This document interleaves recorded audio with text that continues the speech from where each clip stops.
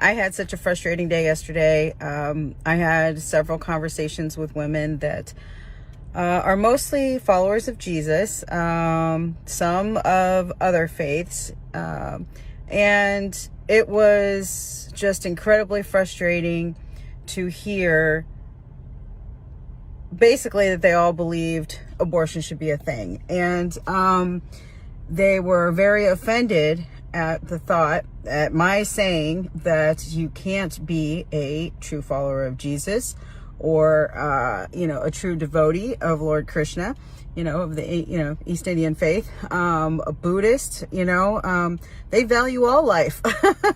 They don't even want you making animal sacrifices, they don't want you to kill animals. The 10 Commandments says thou shalt not kill.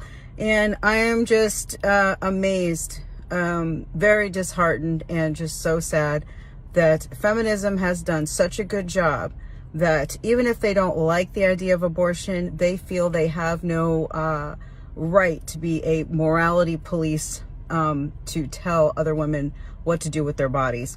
And it's like, wow.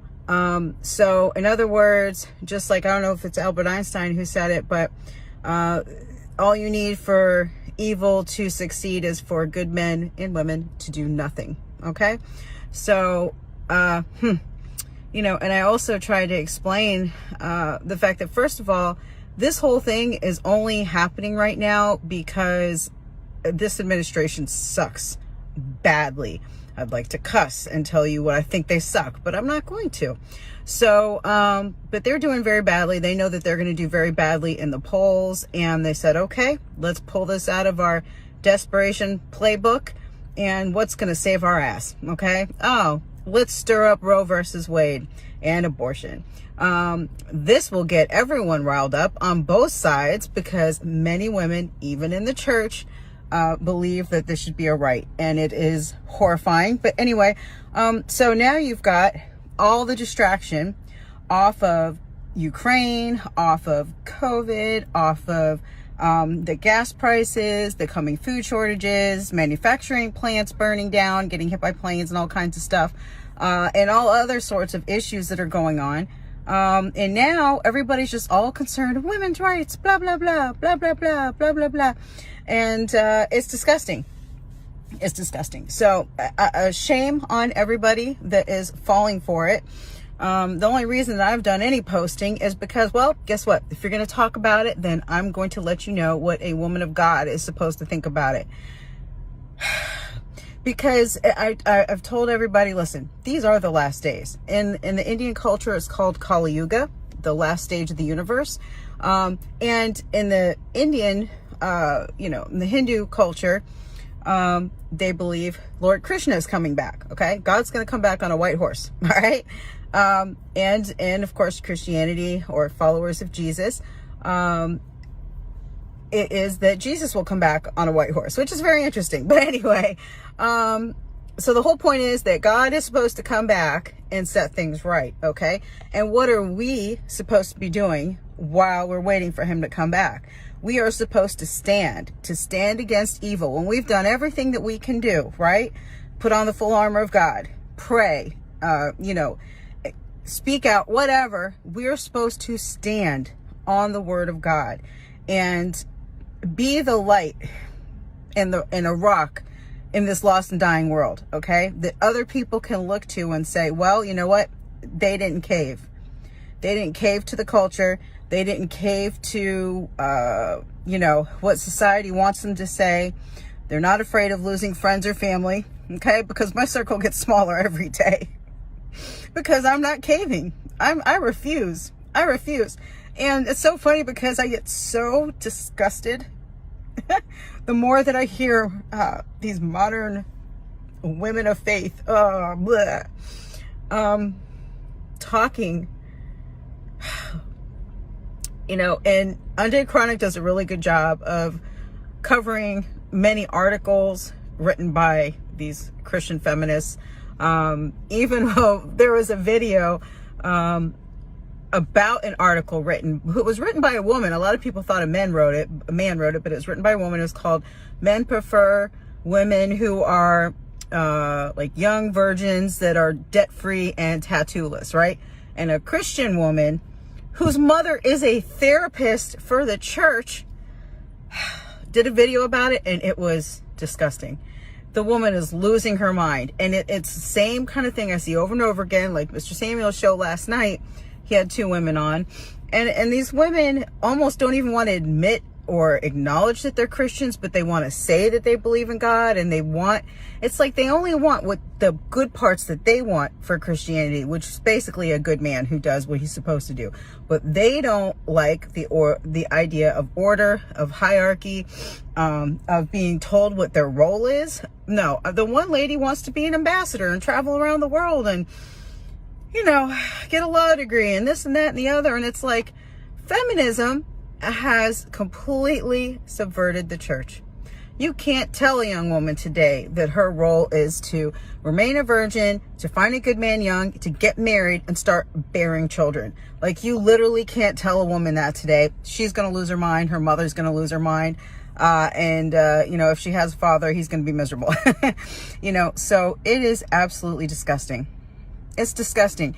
Nowhere, okay, in the Bible does it say, go send your daughter to college, make sure she gets some experiences, okay? And, when she's about 30 at the end of her fertility, make sure, she finds herself a husband on her own and, maybe get some IVF treatments or, make sure she froze her eggs and all kinds of stupidness, complete stupidness. We just make up our own rules completely. And like I said, I advise young men that if you're dating a woman who says that she's a Christian, bust out that Bible, baby. You better be busting out that Bible. A lot of men just try to avoid religion. They don't want to deal with it. But I'm telling you what, you should want to use it. And if these women are claiming to love Jesus, you get that word out. Start with Ephesians 5. Ephesians chapter 5. Women, submit yourselves, or I think it says women unto your husbands as unto the Lord. And the implication is, submit yourself. So treat your husband as you would the Lord.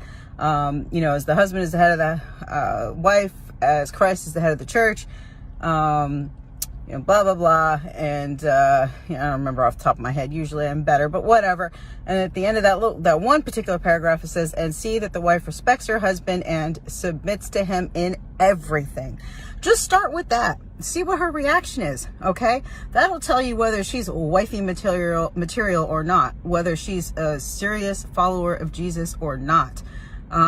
Because if she ruffles her feathers, hair stand on end, and she bristles against the word of God, then either she needs to come correct, okay, and you rebuke that spirit of feminism in her, or she needs to get packing. Bye-bye. Goodbye. See you later, okay?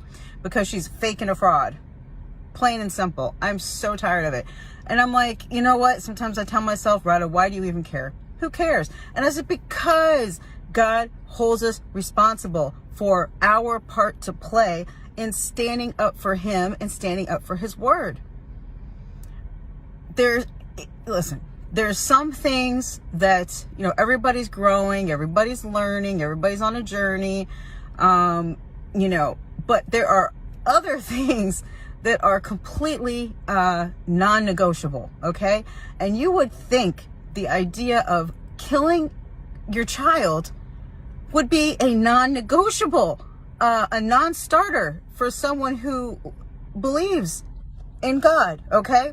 And I have women telling me, oh, I'm insulted that, I don't appreciate you telling me that I'm less godly because I believe a woman has a right to choose. I wouldn't encourage it, but I'm not going to tell them what to do with their bodies.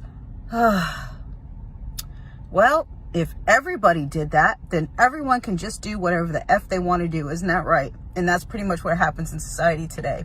Okay? Kids are going to be given consent for sex. All right? That's going to happen.